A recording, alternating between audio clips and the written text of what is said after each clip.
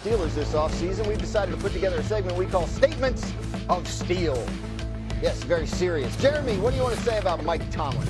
Dan, it would take a colossal meltdown for Mike Tomlin to face any sort of real pressure. I know they made a bunch of splash moves. The expectations are heightened, but meltdowns are just something that Mike Tomlin doesn't do. He's allergic to them. Every year, winning season, longest tenured coach in the NFL, and he is a catalyst for why Aaron Rodgers is in Pittsburgh right now. He wants to play for Mike Tomlin. They want to see that through. Mike T, how much pressure is on Mike T in Pittsburgh this year? Look, there's significant pressure on him, but there is every year. I think what's interesting is how does he manage so many players over 30? Think about Aaron Rodgers, Cam Hayward, T.J. Watt, Darius Slade, Jalen Ramsey.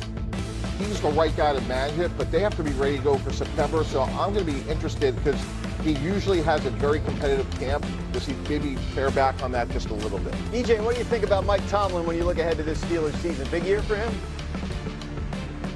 Yeah, it's a huge year for Mike Tomlin. I'll say this, Aaron Rodgers is going to help Mike Tomlin and the Steelers team deliver their first victory in the playoffs since 2016. And the big reason is the mesh with Arthur Smith is now the play caller there with Aaron Rodgers. When you look at A-Rod and his tenure as an NFL quarterback, under center play action passes is when he plays his best football. In the past 5 seasons, he has a 55 to 5 touchdown to interception ratio. You look at that with Jonnu Smith adding to that offense as a tight end and a receiver. I'm expecting to win in the first round of the playoffs for the Steelers with Aaron Rodgers. That's interesting because it's been a long time since Aaron Rodgers or the Steelers has won a playoff game. Do you agree with EJ that he is set up for success in Pittsburgh this year? I do. The 2 tight end sets has a chance to be lethal for Aaron Rodgers and the Steelers offense. Acquiring Jonnu Smith, who was one of the best in yards after catch last year. Got a great stat from my guy Hembo. Aaron Rodgers was operating at about 25% or more on 2 tight end sets during his 4 MVP seasons. So he's comfortable with that. He's in a situation where he doesn't have to be the hero. The questions are around the league, really. Will he acquiesce to Arthur Smith? And, will he run the Aaron Rodgers system or will they run Smith's system?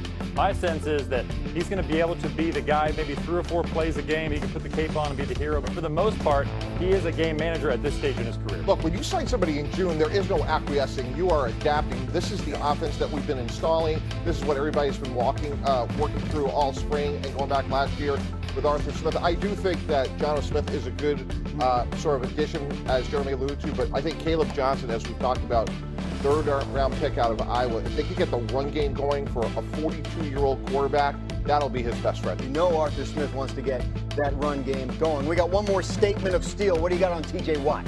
Let's go. Let's get this deal done. There's been plenty of negotiations. You don't do everything you've done from DK Metcalf, Aaron Rodgers, everything we talked about, and not sign a homegrown Hall of Fame first ballot player in T.J. Watt. And I'm not sure what we're waiting for. We know Trey Hendrickson's dealing with his contract in Cincinnati. We know Michael Parsons is dealing with his contract with Dallas. So if I'm Pittsburgh, I'm going right now. The day I make that Jalen Ramsey trade, I'm calling up T.J. Watt's agent saying, hey, look, we have plenty of room to get this done. Let's go. Let's get it done. It's only going to get more expensive. Jeremy, what is going on with those negotiations? Yeah, Dan, when I talk to people with the team, the message is pretty much the same. It's that, hey, we're working on this. We want T.J. Watt to be a Steeler. There's not really a sense of trying to trade him. Some of the trade talk has been surprising league-wide. Talking to other teams, they feel like the Steelers want to make him a legacy-type player that will be there long-term. It's just, and the Steelers acknowledge this, these negotiations are tricky because the money is so massive now. We're talking about maybe making him the highest-paid edge rusher in the NFL, $40+ million per year. There are a lot of details that come with that. But the feeling is that this could heat up leading into training camp later this month. He is 30 now. There are lots of teams that are hesitant to guarantee money for guys in future years in their 30s. Bengals are dealing with that with Trey Hendrickson. EJ, what do you, when you look at the situation the Steelers are in with T.J. Watt, what goes through your mind? Well, the biggest thing is you do all these transactions in the offseason. You're patient for Aaron Rodgers. You draft some really good players like Caleb Johnson to help the run game. You bring in DK Metcalf, Jonnu Smith. Everybody's getting paid.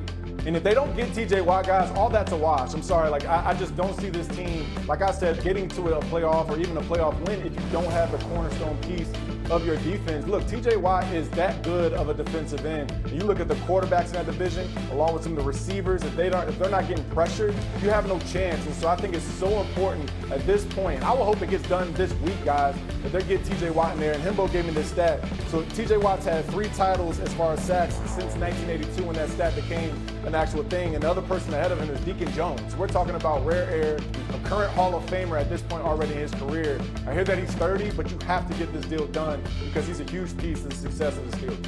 And EJ, you know, as a former player, you can't bring in all these other players, be it, you know, DK Metcalf and everyone else that we talked about, and not pay TJ Watt. Your locker room would look at you upside down like, how can't you reward somebody that's not only been so productive, but has done everything right? So what's fascinating about this situation this week is Adam Schefter's report a couple days ago that teams are kind of monitoring this, right? Like pondering the idea of can they eventually trade for him if things go south with Pittsburgh. Pittsburgh still doesn't want to consider that possibility. But EJ, if it got to that, who should be calling the Steelers to try to get TJ Watt? Yeah, Dan Campbell should be calling them on speed dial, guys. Look, if he is able to join the Detroit Lions team, and I understand that Aiden Hutchinson had the injury last year. He's progressing. He's going to be able to go this season.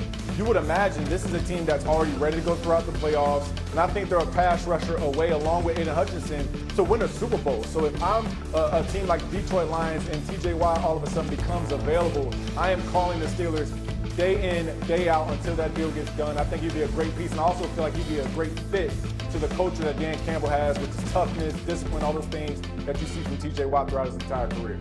Yeah, EJ, I see you with Dan Campbell, but I'm going to raise you with Adam Peters and Dan Quinn, who have made every right decision since they got to Washington a year ago. They have a superstar quarterback in Jayden Daniels. Their offense is loaded. Got 2 new tackles in Laramie Tunsil, Josh Connolly, added Deebo Samuel.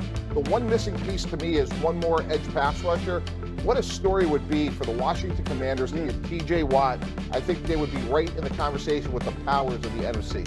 Packers an instant pick. Yeah, I'm going to make TJ Watt happy, the player. Hey, come home to Wisconsin, baby. Come play for the home area Packers. The Green Bay Packers are actually low-key looking at the pass rush market around free agency, potential trades, potential signings. They have some new cap space after they moved on from Jair Alexander, the star cornerback. Why not use that money to make TJ Watt the highest paid edge rusher? Yeah, and I went with Buffalo because I feel like they're this close, right? This close to shifting the balance of power in the AFC in their favor. In terms of the balance of power in the NBA's Western Conference, has that shifted in just the last 10 Chào tất cả mọi người đã quay trở lại với kênh của mình. Hôm nay mình sẽ tiếp tục lên các bạn làm bông hoa để cho cả giỏ hai nhé. Ok. Gì mà? Gì? Các bạn giúp thế nào? Nhưng mà em ơi, cái này bánh đa là gì? Gọi bánh đa nhưng mà nó kiểu gì đấy? Bảo là nó có nhiều cái gì quá. Thôi, nhưng nhau có thể có không thiếu giờ đúng rồi. Có người đi trên các bạn anh em. Cái đó giờ hàng rồi. Cái sạch nó một tí. Sạch. Ủa, vẫn quay được mà. Của thành cái sạch em mới bảo học em. Ăn lắp ra lắp ra để này. Phí mà, đâu ra. Chị đấy không uống rồi. Ai đã học cái này mà. Uống cái này mình có dầu đúng không? Đó nghe bạn mà. Không thì nó thôi.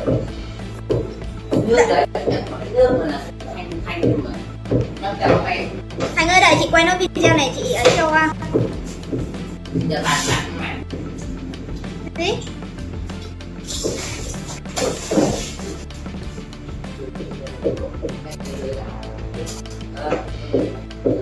Cái tay nữa kìa. Vâng. Nhớ có bao nhiêu thằng nào. Mưa không vào đâu rồi nằm qua đâu. Em kiếm lý do em rồi em đi đấy. Giày nhỏ mà em kiếm lý do em giày nhỏ. Vừa hôm nào còn tình tứ với nhau. Ta chả thấy tình tứ gì, ta chả thấy con gặp ra. Dân mặt lắm chạy này khoác tay, khoác chân, khoác vai, khoác dựa đầu vào nhau. Eo đến đầu đến đầu đầu. Phải được nhau. Này, mày này đi hôn nhau đây nghe. Mày sẽ hôn chứ. Rồi. Con lại thục lên. Thật. Mình nói thì nhập quả nó được lên ăn của mình. Quen các bạn ở đây hay là làm như là gì đấy. Phải chấp nhận chứ. Người ta yêu nhau người ta phải thế rồi chấp nhận chứ. Mày tự nhiên coi như thế ồn ồn đồng cháy nghèo làm sao. Ai bảo? lúc đấy làm sao mình không thử thêm một lần nữa thì quá mày cứ mày tưởng của tao chơi tay thật đó. Anh đi thật đâu, từ đây anh đi thật đấy. Dạ em đi được. Từ đây anh đi. Anh thể nào tối nay nó trả dỗ dỗ nhau. Ui.